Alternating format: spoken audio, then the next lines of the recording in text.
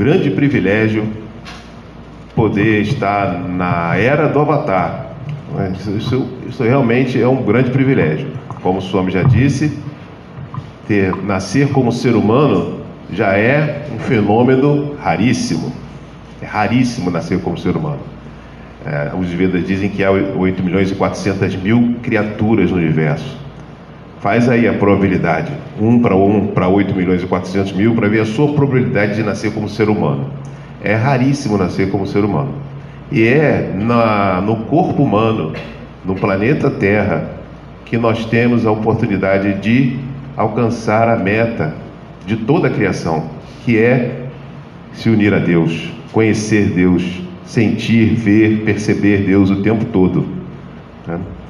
E a tarefa não é simples, e nós temos a graça de eras em eras, muitas eras mesmo, né?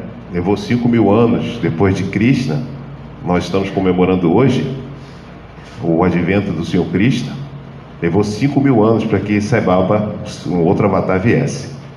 Avatar pleno do Senhor, o próprio Senhor, como nós já falávamos na semana passada. Então é um grande mérito, não é? Isso é resultado de, segundo o próprio Sai Baba, resultado de muito trabalho espiritual feito, né? Eu não sei como, porque eu olho para mim, eu vejo tanta distância, mas enfim, são as palavras dele. De qualquer forma, é um grande prazer e é um grande privilégio ter nascido num corpo humano e na era do Avatar, não é verdade? Então, hoje a gente vai relembrar um pouco da mensagem e da vida de Krishna com a nossa coordenadora de devoção, Rosélia Magalhães. Sobre os ensinamentos, né, que Krishna veio trazer, como o Palmeirim falou, há mais de 5.000 anos atrás. Só para a gente se localizar, existem duas grandes escrituras que falam sobre a vida de Krishna, que a gente, pelo menos no meu limitado conhecimento, que é o Bhagavata, que conta mais as histórias de quando Krishna era criança, quando Krishna era pequeno, que são histórias mais lúdicas, e o Mahabharata, que conta sobre, entre outras coisas, a batalha de Kurukshetra. Por isso que não dá para a gente falar numa fala de 10, 15 minutos sobre esse ensinamento aqui, porque ele é muito profundo. Cada uma das histórias que tem aqui traz ensinamentos de uma profundidade que eu não tenho capacidade de transmitir a vocês. Então, fazendo os nossos comerciais, como o Palmeirim sempre faz, leiam, peguem esse livro e leiam. Ele é uma leitura relativamente fácil, porque são histórias da relação de Krishna com Arjuna, da relação dele com os parentes, tudo isso. Rosas de Verão nas Montanhas Azuis. São 16 discursos de Sai Baba que ele deu para os estudantes num curso de verão que ele fez. O curso foi em 76. Esse é de 76, mas existem outros Rosas de Verão de outros anos. Esse daí é de 76. Esse é o que... 76 é a história de Krishna. De Krishna, exatamente. Esse eu acho que só tem, eu não sei, mas eu acho que só tem esse na página da organização, né? Em português? Sim. E aí, né, eu vim aqui cheio de livro para estimular vocês a estudar. Tem esse livro aqui que também já está esgotado. Na biblioteca tem, acho que uns 5 exemplares, que é Sai Baba falando sobre a Gita, comentando a Gita. Então, assim, é da própria boca do Avatar, né, no caso da letra, da escrita do Avatar, a explicação sobre a Gita. O que é a Gita, né? Todo mundo fala, Bhagavad Gita, é uma escritura conhecida. A Bhagavad Gita é uma das partes do Mahabharata. O Mahabharata é um épico, um poema, né? Enorme, e a Bhagavad Gita é uma parte só, que se resume à conversa de Krishna com Arjuna durante a batalha. Bhagavad Gita, o que quer dizer? Bhagavad vem de Deus, Bhagavan, Bhagavad, né? Não sei falar as combinações do sânscrito, eu não sei, mas é Bhagavad, vem de Bhagavan, né? Bhagavan, Sri Sathya Sai Baba, que quer dizer o Senhor, e Gita quer dizer canção. Então a Bhagavad Gita, ela foi feita numa forma poética, numa canção. Então é um poema épico, vamos dizer assim. E existe esse aqui, que o Palmeirim sempre fez propaganda também, que é a Bhagavad Gita, um guia passo a passo para ocidentais. Essa pessoa aqui, ele é devoto de Sai Baba, ele faz, no início do livro, ele faz uma dedicatória a Sai Baba, e logo no prefácio dele, ele cita aqui um trecho de Sai Baba. Então é uma Bhagavad Gita que também pode ser lida, e ela é de um formato que é a Bhagavad Gita mesmo, com alguns comentários. É muito bonito. Se houver tempo, eu vou comentar, eu vou ler um trecho desse capítulo. Oi. Então, assim, eu acho que nada melhor, a gente comenta aqui, o Palmeirim todo domingo fala, mas nada melhor do que a gente ler, refletir, se puder conversar, fazer tipo um círculo de estudo sobre esses ensinamentos. E aí ele estava falando da vinda do Avatar, né? O Palmeirim falou ainda há pouco do Avatar, eu vou pegar alguns trechos aqui que ele me deu a dica. Sai Baba fala também, né? Isso aqui tudo é escrito por Sai Baba, na verdade, discursos que foram traduzidos e escritos. Por que o Avatar encarna na forma humana? Então eu vou ler. Devemos examinar a razão pela qual o Senhor, sem forma, toma a forma de um ser humano e vem para o meio deles.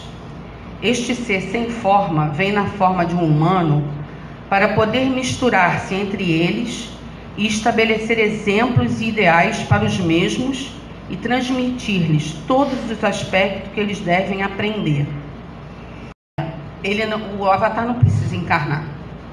Ele encarna para nos dar os ensinamentos.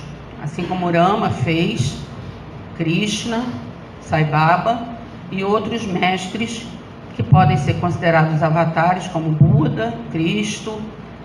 Então, é para um ensinamento. E aí ele fala que a qualidade essencial de um avatar é ensinar a vocês como utilizarem adequadamente de seus pensamentos, de suas palavras e ações. Sai Baba frisa muito nesse ensinamento de pensamento, palavra e ação. A gente deve tentar ter coerência, manter a coerência entre esses três movimentos da vida, né? A gente deve pensar, falar sobre o que pensa, né? E agir conforme a gente fala e pensa. E para que isso seja auspicioso, a gente deve pensar em coisas boas, pensar em Deus, de preferência a maior parte do tempo. Porque a gente acha assim que é um texto muito fora do nosso hábito. Aí o Jack Holland já facilitou para a gente, que é para ocidentais, mas não é assim. Se a gente conseguir ler a Gita pensando na nossa vida e ler o Mahabharata com os ensinamentos da batalha, ele diz o tempo inteiro que são situações que devem ser usadas na vida diária, para a gente aplicar na vida diária, não é só para a gente, eu preciso estar retirada num mosteiro, num eremitério, e só então eu vou conseguir ler esse livro para levar uma vida espiritual. Não, é uma leitura, um ensinamento que é para ser usado na vida diária.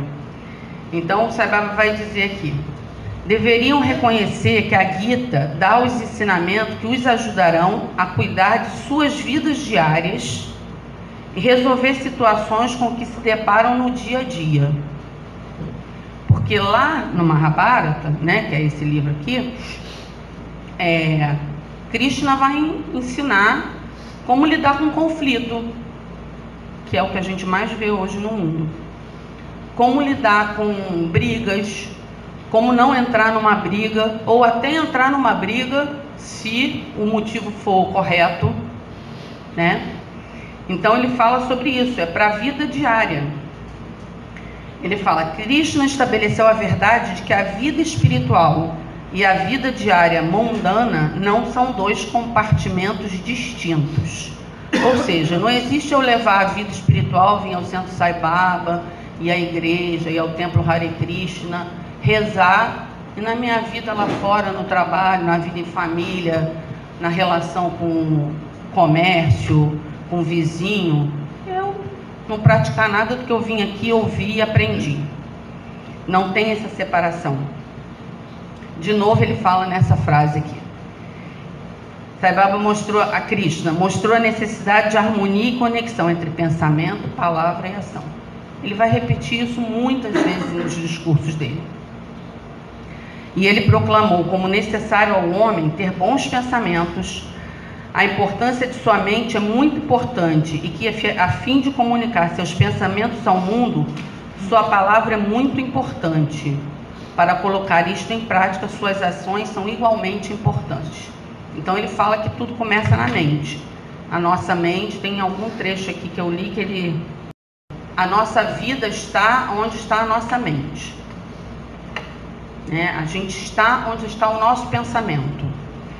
Então, se a gente pensa coisas boas, deseja paz para o mundo, se a gente vibra numa energia mais elevada, a gente vai contribuir para que o mundo fique melhor, para que o mundo vibre mais em paz. A gente sabe, Palmeirinho tem falado sempre aqui, que apesar de tudo que a gente vê de errado sobre a nossa ótica limitada no mundo, está de acordo com a vontade do divino. Não tem nada errado. A gente que acha que está errado, porque a gente está vendo errado e está pensando errado. O nosso pensamento tem que ser o mais elevado possível. Por isso que a gente recomenda o tempo inteiro leitura de livros bons, ver filmes, ver imagens de Deus, para que essas imagens ficam impregnadas na nossa mente e o tempo inteiro que a gente está lembrando de Deus.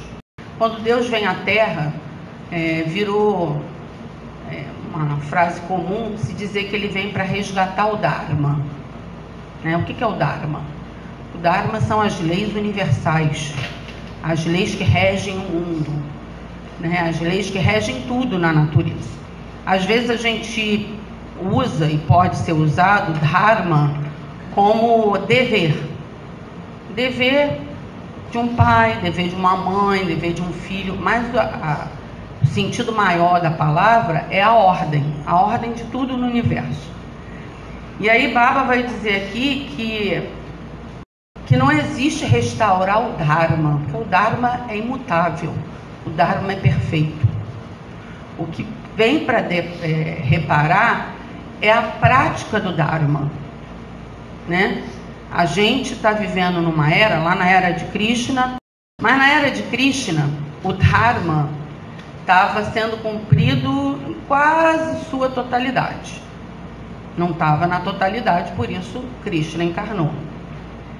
Para restaurar a prática do Dharma, não o Dharma, porque o Dharma não muda. Esse Dharma, lei eterna, não muda. Hoje é como se a gente tivesse só uma fração do Dharma sendo cumprido. Sai Baba veio nessa era. Mas é isso, não é bom que a gente entenda que não é o Dharma que declina. O que declina somos nós que não estamos praticando do jeito que deveria. E na época de Krishna também. Ele veio, até nesse livro fala-se muito sobre isso, que ele, como que um Deus pode estimular a guerra. Mas ele não estava estimulando a guerra. Ele estava estimulando a paz. Sai Baba fala isso aqui o tempo inteiro. A paz com o Dharma restabelecido, com a prática do Dharma. Porque existia uma guerra, famílias, como sempre existiu, mal, bem. Desde que o mundo se manifesta, tudo é dual. Existe o mal e o bem. Naquela época, o mal e o bem estavam em famílias diferentes. Era a mesma família, inclusive primos, tios, parentes. Nada parecido com hoje, Todo mundo brigando em família. Só não vão matar as famílias, gente, pelo amor de Deus. Mas naquela época, era uma briga de família. Que um lado representava o bem, outro lado representava o mal. O que é esse bem e mal? É a prática do Dharma ou a não prática do Dharma. E o que é a batalha de hoje? Porque essa batalha existiu desde lá, ela segue. A gente não acabou de ter a batalha. Hoje a batalha é individual, é interna.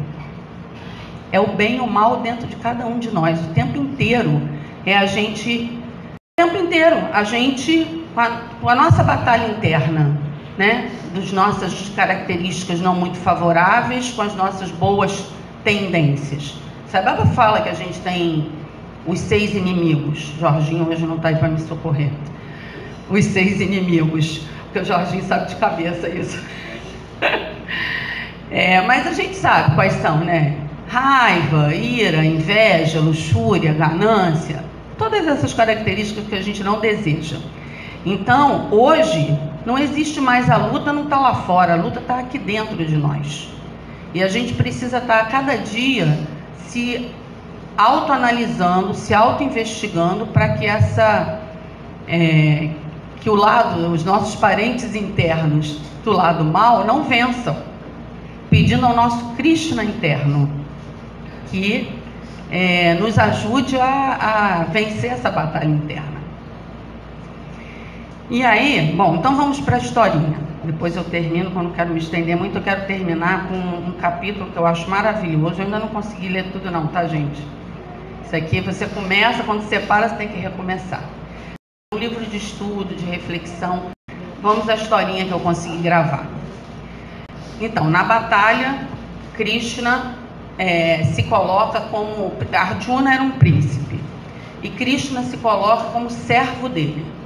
Ou seja, o próprio Senhor encarna e num teatro se coloca como um serviçal. Então ele ia dizer, eu vou dirigir a sua carruagem. E aí tem todo aquele discurso que está na Gita, aquela conversa toda, até que a batalha aconteça. E obviamente quem estava com Krishna, os Pandavas, ganharam a batalha. Então Arjuna saiu vencedor dessa batalha.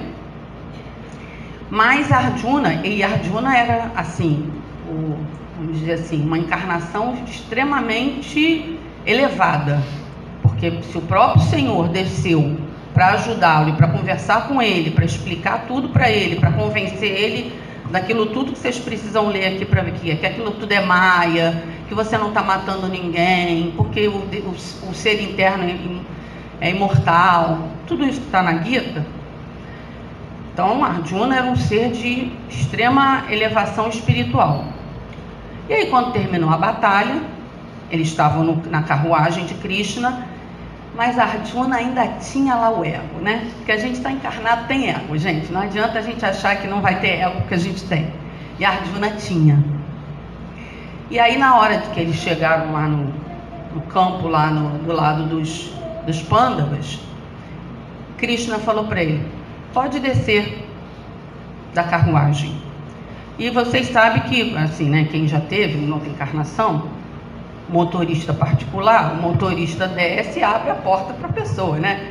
Esses caras que são empresários, que tem motorista, sempre o serviçal vai abrir a porta pro mais alto, né? Entre aspas. E aí Krishna falou, não, desce você. Aí ele falou assim, mas como assim? Você que está dirigindo o carro. Você vê que Arjuna ainda discutiu com Krishna. Não, aí Krishna falou, não, você pode descer. Aí Arjuna, mas você não vai abrir a porta? Ele falou, não, desce você. Depois de insistir muito, ele falou, bom, depois caiu a ficha, né? Falou, como é que eu estou discutindo com Deus? Igual a gente, né? Baba fala, faz isso. Fala aqui, né? Nos discursos, faz isso. Aí a gente, não, fazer do meu jeito. Aí Baba fala, faz isso. Aí a gente não acata. Aí não sabe por que dá ruim, né? Não reclamem. Ou não reclamemos. E aí, Arjuna, depois de um tempo, caiu a ficha. Ele falou, tá bom, vou descer, né? Ele tá mandando. Né? O ego deu uma balançada ali e ele voltou. Aí ele desceu e foi para distante da carruagem. Quando Krishna desceu, a carruagem explodiu. Porque ela tinha sido alvejada por muitas flechas, porque o outro lado do mal também tinha poderes, né? Naquela época todo mundo tinha poder, para o bem e para o mal, e as flechas que atingiram eram muito poderosas. Então a carruagem só não explodiu antes porque Krishna estava nela, e aí Krishna desceu e a carruagem explodiu. para vocês verem que a gente precisa seguir o comando de Deus. Não tem outro jeito da gente se sair bem na vida. Eu sei que às vezes a gente acha que Deus está me dando umas coisas que eu não estou entendendo. Se for possível, pratica, porque sempre que a gente pratica, a gente pode até não ser da nossa compreensão daquele momento, mas mais adiante a gente vai entender que tem sentido, né? Então esse livro vai falar sobre isso, sobre as histórias dos personagens, dos tios, dos primos, da dúvida de Arjuna. É legítimo ter dúvida. Se Arjuna teve, por que a gente não vai ter? Né? E ele era um ser evoluído. É legítimo ter dúvida.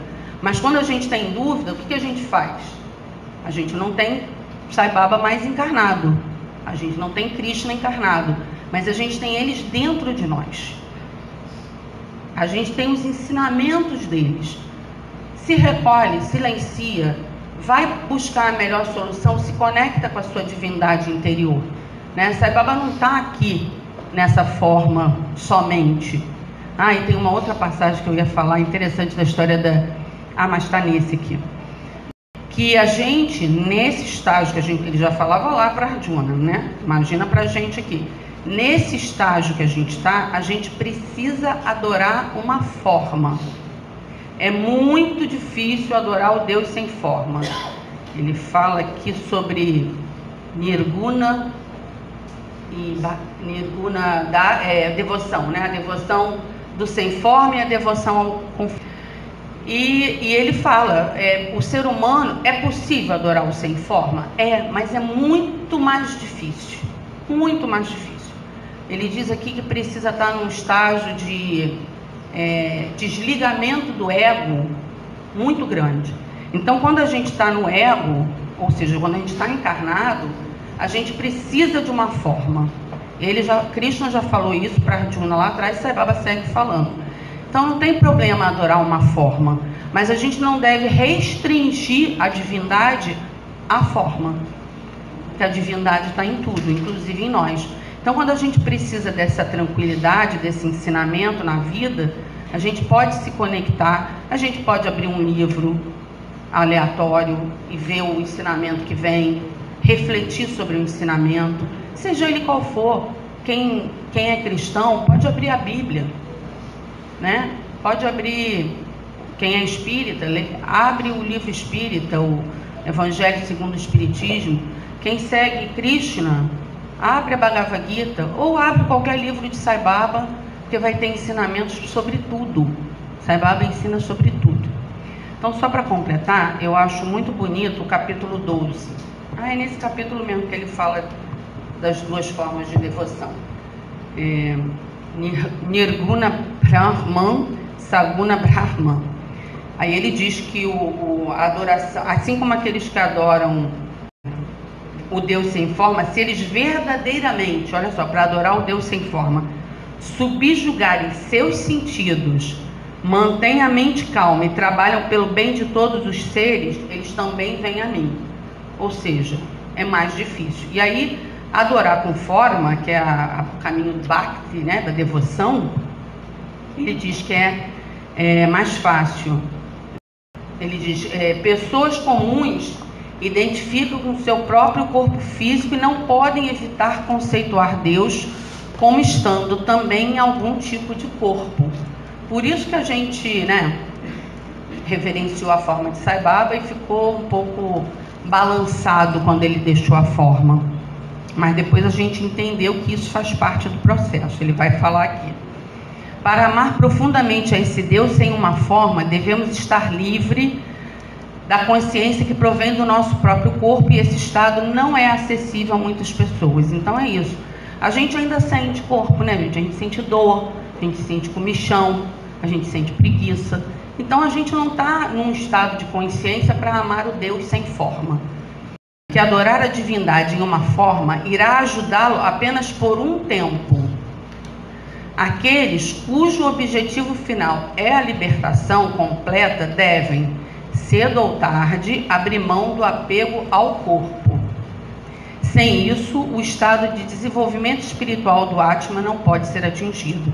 Então a gente está indo processo a processo, tempo a tempo, tentando, num esforço de desapegar da forma de Deus, do Deus encarnado, né? Como a gente tentou desapegar da forma de Sai Baba, a gente ainda não está totalmente desapegado, e desapegar do nosso próprio corpo.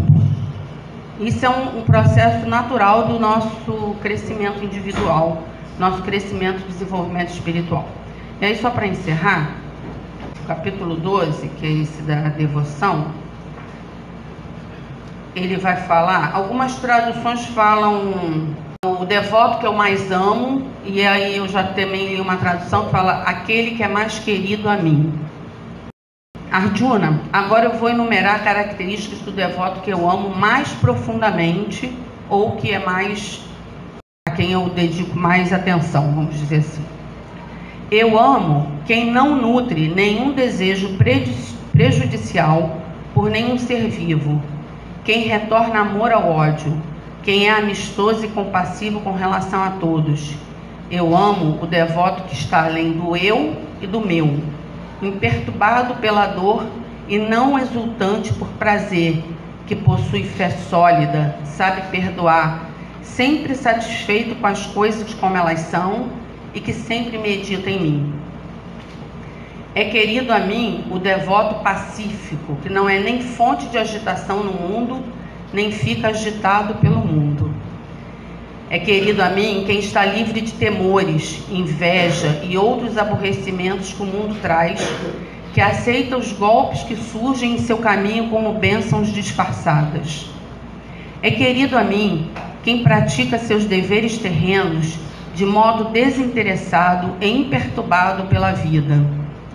É querido a mim quem não espera absolutamente nada.